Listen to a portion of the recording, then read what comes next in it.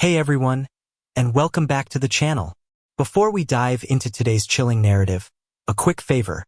If you're new here or if you've been enjoying our content, please hit that subscribe button and ring the notification bell.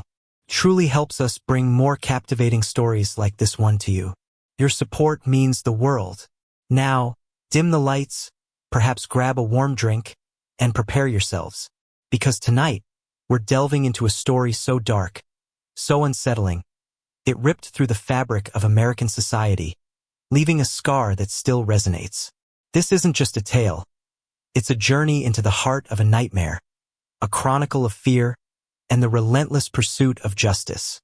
What you're about to hear is a fictional account, but one crafted to feel disturbingly real. Are you ready? Let's begin. The oppressive August heat of California hung heavy over the small, picturesque town of Serenity Creek, a place whose name now mocked its inhabitants.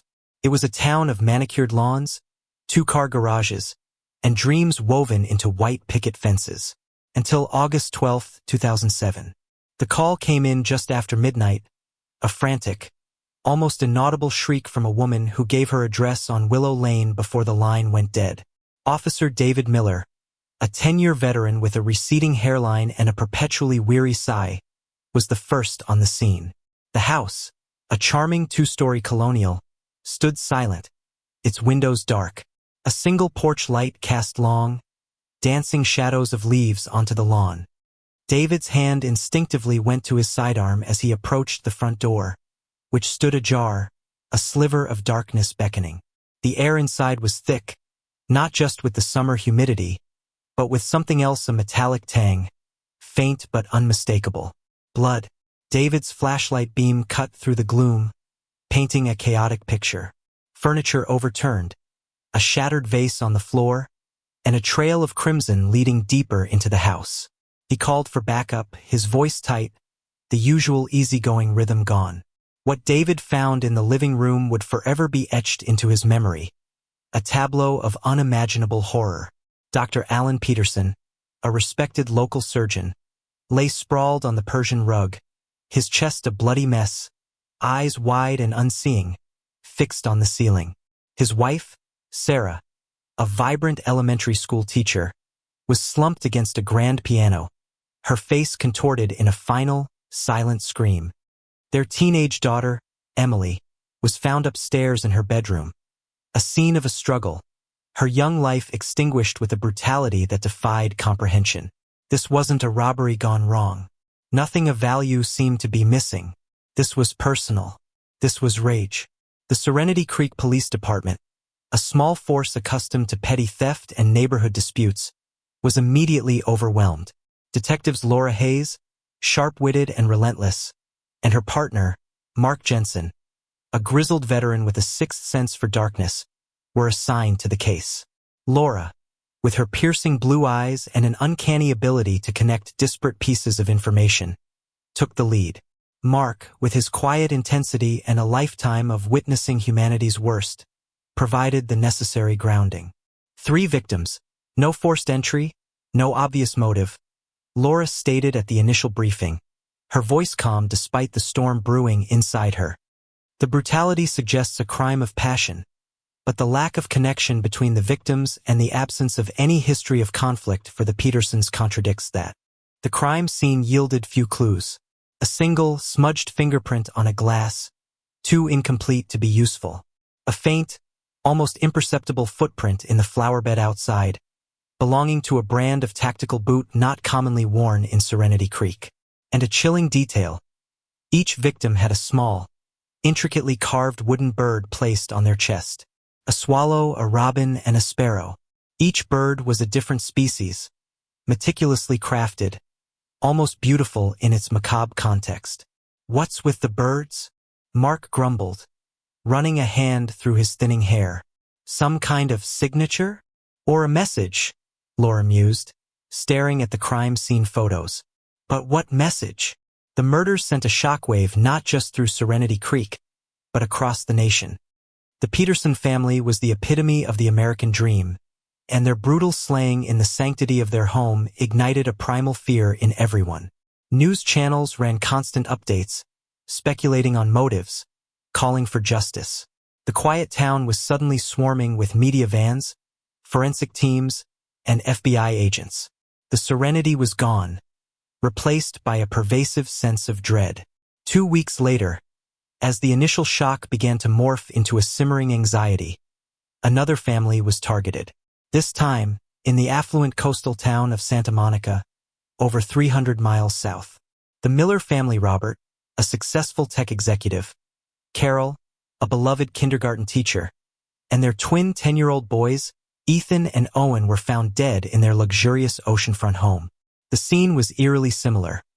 No forced entry, extreme violence, and the chilling signature of the wooden birds. A hummingbird, a blue jay, and 2 finches, one for each twin. The similarities were too striking to be a coincidence. The same methodical brutality, the same absence of robbery, and most unnervingly, the same distinctive wooden birds. A serial killer was loose, operating with a chilling precision, moving silently through the sprawling California landscape, leaving a trail of devastation and an escalating sense of terror. The FBI officially took over, establishing a multi-agency task force. Agent Thomas Harding, a seasoned profiler known for his uncanny ability to get inside the minds of killers, was assigned to lead the investigation. Harding was a man of quiet intensity, his gaze analytical, always searching for the unseen threads that connected the gruesome acts. He saw patterns where others saw chaos, and he knew, with a certainty that chilled him to the bone, that they were dealing with a meticulously intelligent and profoundly disturbed individual. "This isn't random," Harding declared in his first meeting with the task force, his voice low but authoritative. "The victims are all successful, prominent families, white, middle to upper class. No prior connection to each other or any known criminal element. The modus operandi is consistent. This individual is targeting families, not individuals." "And the birds?" Laura pressed, her eyes locking with Harding's. "What do they mean?" Harding paused, a thoughtful frown creasing his brow. "The birds are a signature, yes, but they're also a symbol, a message, something deeply personal to the killer. The different species for each victim. It suggests a symbolic categorization, perhaps reflecting the role each person played in their family or in the killer's perception of them. The public, gripped by fear, dubbed the perpetrator the Chimera killer, a monstrous entity, composite of various animals.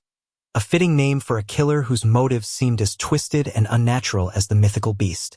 Parents held their children closer, doors were locked tighter, and every shadow seemed to hide a lurking menace. The fear was palpable, suffocating.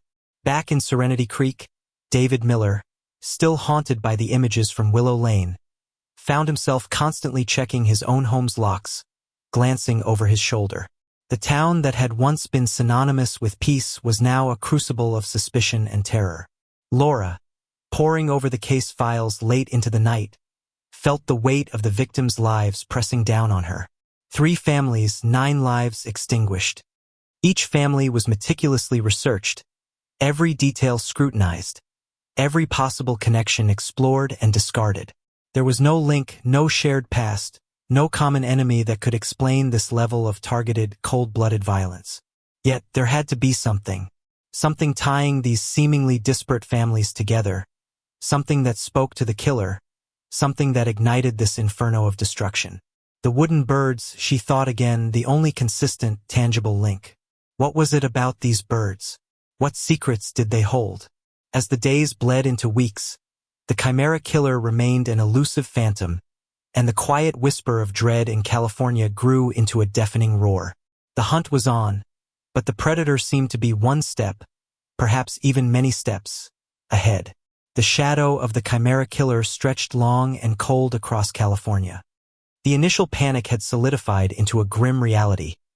An intelligent, meticulous predator was hunting families, and the authorities, despite their best efforts, seemed powerless to stop him.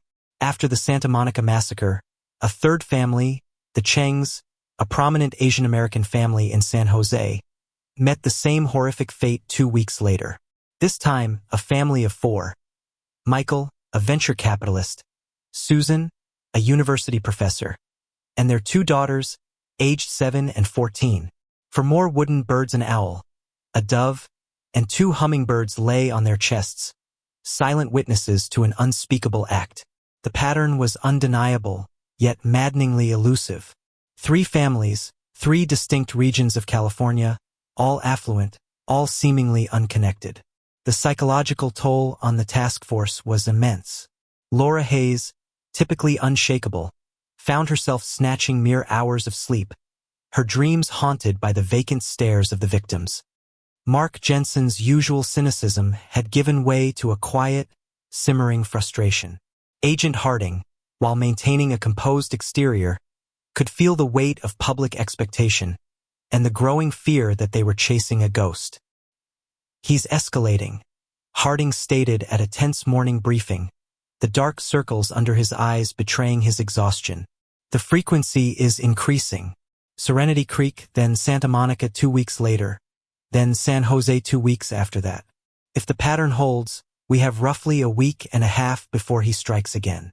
The pressure to identify the common thread became almost unbearable. Forensic teams had meticulously scoured all 3 crime scenes, but the killer left little behind. No usable DNA, no clear fingerprints, no witness accounts. The tactical boot print from Serenity Creek was too common a brand to narrow down, and even that was just a single, faint impression. "What about the birds, Agent Harding?" Laura interjected, her voice sharp with exhaustion. "We've had sculptors, woodcarvers, even ornithologists look at them. They're handmade, incredibly detailed, but the wood is common, and the style isn't unique enough to pinpoint a maker." Harding nodded slowly. "We've cross-referenced every known database, every artisan. Nothing. What we do know is that these aren't mass-produced. He's either making them himself or commissioning them from someone who has no idea their work is being used in this way." He paused, his gaze sweeping over the grim faces in the room. "But the fact he places them on each victim carefully chosen is key. It's a ritualistic element. He's not just killing. He's sending a message, or perhaps fulfilling a personal ceremony." The task force shifted focus, pouring resources into a deeper dive into the victims' lives. They built detailed profiles of the Peterson, Miller, and Chung families. Every business associate, every social connection, every past dispute, every online footprint was meticulously scrutinized. This was where the first, faint thread began to unravel. Detective Mark Jensen, sifting through hundreds of financial records for the Chung family, noticed a peculiar entry. A significant investment in a relatively unknown tech startup called Viridian Solutions, made 5 years prior.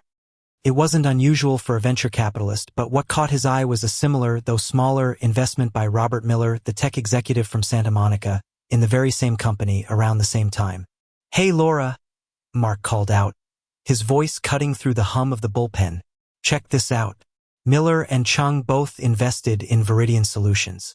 Ever heard of it?" Laura walked over, her brow furrowed. "Viridian Solutions? Sounds familiar. Wait, isn't that the company that went bust about 2 years ago? Some kind of innovative data security firm that got caught up in a massive scandal about intellectual property theft." Harding, who had been listening from a nearby desk, immediately walked over. "Intellectual property theft? Tell me more." A quick search confirmed Laura's recollection. Viridian Solutions had been founded by a brilliant but volatile young programmer named Marcus Thorne. The company had initially soared, attracting significant investment, including from the likes of Robert Miller and Michael Chung.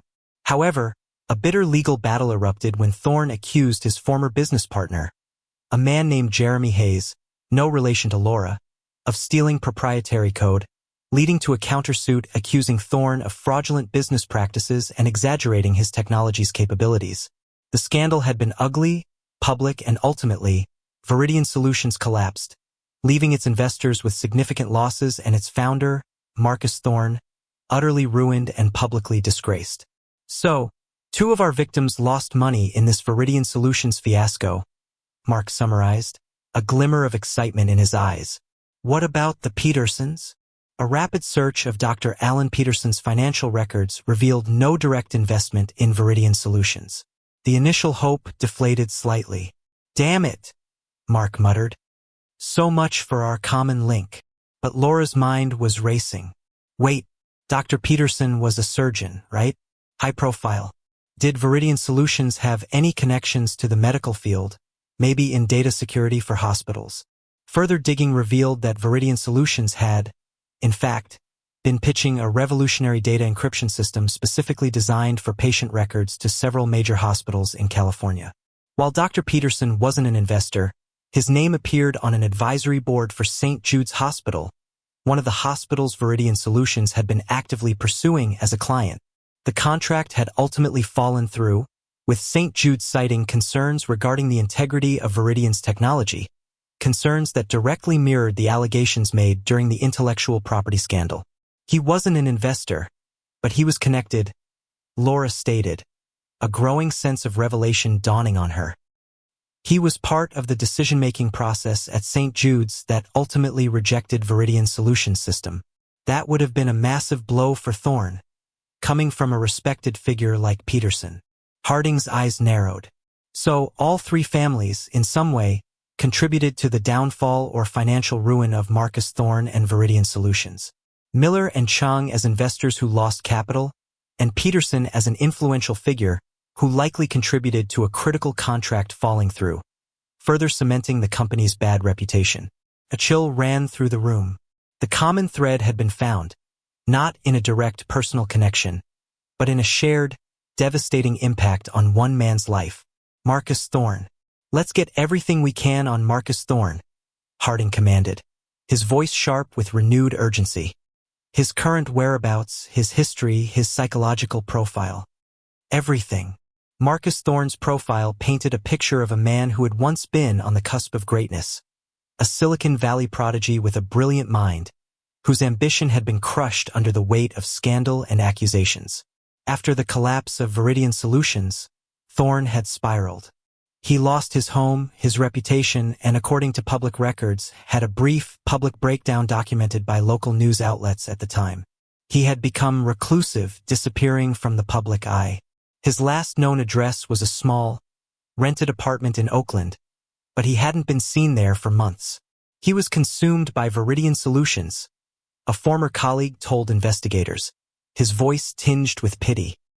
He genuinely believed in his technology, believed he was wronged. The betrayal, it broke him. He talked about justice, about how those who profited from his downfall or contributed to it would pay. The pieces were falling into place, but the picture they formed was terrifying. A brilliant mind, twisted by perceived injustice, meticulously planning his revenge. The targeted families, the symbolic birds, they were all part of a grand, chilling design. "The birds," Laura whispered, looking at a photo of Marcus Thorne's cluttered home office, a picture from years ago before his downfall. In the background, on a shelf, stood a collection of meticulously carved wooden birds. Her breath hitched. He collects them. He carves them. The revelation sent a jolt of energy through the weary task force. They finally had a face, a name, and a motive. Marcus Thorne, the scorned genius, was the Chimera killer. But knowing who he was and finding him were two different things. Thorne was intelligent, resourceful, and had been operating undetected for months. He was aware of the investigation, aware they were closing in. He was a ghost and the clock was ticking. They had less than a week and a half before the next family, chosen with the same cold, calculating precision, would be marked for death. The hunt for Marcus Thorne, the Chimera killer, intensified, becoming a desperate race against time. The echoes of his dark vengeance were growing louder, threatening to consume another innocent family. The identification of Marcus Thorne as the Chimera killer ignited a frantic statewide manhunt. His image, once that of a promising tech visionary, now plastered across every news channel, transformed into the chilling face of a ruthless murderer. The clock was ticking, a relentless countdown to the next potential atrocity. Agent Harding, Laura Hayes, and Mark Jensen led the charge, their every waking moment consumed by the pursuit. "Thorne is methodical," Harding reiterated in a terse late-night meeting. "He's not just striking randomly within the 2-week window. There's a pattern to his targets, but also to his movements. He's deliberately choosing affluent, isolated homes, often with a view or unique architectural feature. He's casing them, planning his entry and exit with precision. The task force threw every available resource into tracking Thorne. His past associates were interviewed, his financial trails meticulously followed, most of which led to dead ends, Thorne having systematically liquidated his remaining assets and living off the grid. His online presence was virtually non-existent, a ghost in the digital realm he once commanded. It was clear he had meticulously planned his disappearance long before his first strike. Laura, still fixated on the wooden birds, pushed for a deeper psychological analysis of Thorne. Why the birds? It's not just a calling card. It's symbolic. He's telling a story with them, and we need to understand that story to predict his next move. A brilliant criminal psychologist brought in by the FBI, Dr. Evelyn Reed, reviewed Thorne's personal history, his public breakdown, and the details of the murders. He sees himself as a victim of profound injustice. Dr. Reed explained, her voice calm but authoritative. The birds are a metaphor for freedom, perhaps, or a longing for it.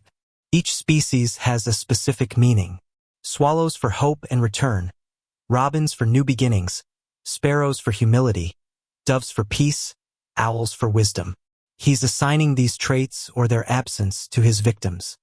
He's not just killing them.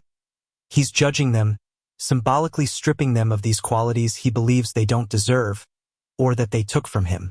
The analysis, while insightful, offered little in the way of immediate actionable intelligence for Thorne's location.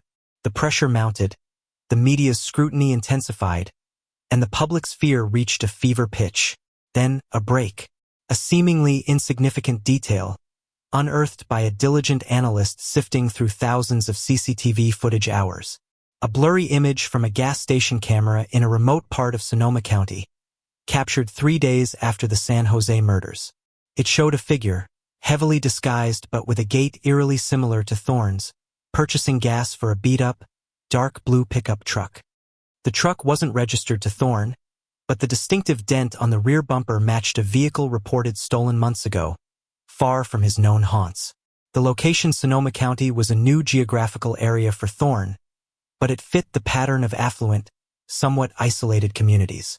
The task force descended on the region, narrowing down potential targets based on Thorne's profile. Families connected to the tech or medical industries, successful with a comfortable social standing. They identified several high-profile families whose past connections, however tenuous, could be linked to the Viridian Solutions scandal or the wider tech investment community that might have implicitly benefited from Thorne's downfall. Among them was the Davies family. Arthur, a retired venture capitalist who had chaired several influential tech boards, and Eleanor, a renowned artist. Arthur Davies had been a vocal critic of Viridian Solutions in the media during its collapse, lambasting Thorne's business practices. He fit the profile perfectly. Their expansive vineyard estate, tucked away in the rolling hills, was isolated, with multiple potential entry points and panoramic views. "This is it," Harding declared, pointing to the Davies estate on a detailed map. "He's targeting them. We move in tonight." Under the cover of a moonless night, a heavily armed tactical unit, led by Harding, Laura, and Mark, converged on the Davies estate. The air was tense, charged with the gravity of their mission. They knew Thorne was dangerous, intelligent, and desperate. This wouldn't be a simple arrest. As they breached the perimeter, a sense of eerie calm hung over the property. No alarms, no dogs barking. The house, a sprawling modern marvel of glass and stone, was dark. Laura, her hand on her weapon, felt a prickle of unease. "Too quiet. Spread out, secure the ground floor," Harding ordered, his voice a low growl into his comms. "Be advised, Thorne is armed and extremely dangerous. Do not engage unless necessary, but be prepared for anything." They moved silently through the opulent living spaces. Mark cleared the kitchen, his flashlight beam sweeping across granite countertops. Laura entered the study, its shelves filled with books and awards, a testament to Arthur Davies' successful career. Then she saw it. On the large mahogany desk, prominently displayed, was a single, intricately carved wooden kingfisher. Its vibrant colors seemed to mock the darkness of the room. It was untouched, pristine, clearly placed there, not dropped. And beside it, a small, handwritten note, addressed to the hunters. "You're too late. The cycle is complete. The judgment has been rendered. The echoes will remain." A chilling realization washed over Laura. Thorn hadn't just placed the bird. He had left it. And the note. He knew they were coming. He had anticipated their move. Just as the realization hit, a shrill, pre-recorded laugh echoed through the house, emanating from hidden speakers. It was Marcus Thorn's voice, distorted and manic. "Did you really think I wouldn't see you coming? You hunt the prey I set for you, but the real hunt began long ago. The true lesson is not in the death, but in the despair. The realization that you could not stop it." The team swept through the house, finding Arthur and Eleanor Davies in their master bedroom. Their lives brutally ended, each with their own wooden bird, a magpie and a nightingale. The scene was the same horrific tableau, but this time it was different. Thorn had finished his gruesome work and escaped, leaving them to find the aftermath and his mocking message. "He's gone," Mark growled, slamming his fist against a wall in frustration. "He played us. He led us here, knowing he'd be long gone." Harding stood in the living room, staring at the kingfisher on the desk, then at the note. He planned this for years. He cultivated this image of the Chimera, knowing it would terrify. He wasn't just seeking revenge for his financial ruin. He was sending a message about the system, about what he perceived as its inherent injustices. The final act was not just killing the Davies. It was proving he could evade us, despite our best efforts. The manhunt for Marcus Thorn continued for months, extending beyond California, reaching national and international borders. Despite the extensive resources and unwavering dedication, Marcus Thorn, the Chimera killer, was never found. No body, no capture, no conclusive evidence of his demise. He simply vanished, swallowed by the vastness of the world, leaving behind a trail of 9 brutal murders, 3 shattered families, and a haunting legacy of fear. The echoes of the Chimera killer resonated for years. The case became a permanent fixture in true crime lore, a testament to the chilling brilliance of a killer who simply disappeared. The wooden birds, now carefully preserved evidence, remained a haunting reminder of his intricate, twisted mind. Laura Hayes and Mark Jensen continued their careers, forever marked by the case. Officer David Miller, in Serenity Creek, eventually retired, the silence of Willow Lane still echoing in his memory. Agent Thomas Harding, after years of chasing shadows, never fully shook the feeling of Thorn's elusive presence, a phantom he almost caught. The story of the Chimera killer served as a grim reminder that sometimes, even in the most technologically advanced society, true evil can slip through the cracks, leaving behind only the chilling echoes of its passing, a terrifying whisper that forever asks, "Where is he now?"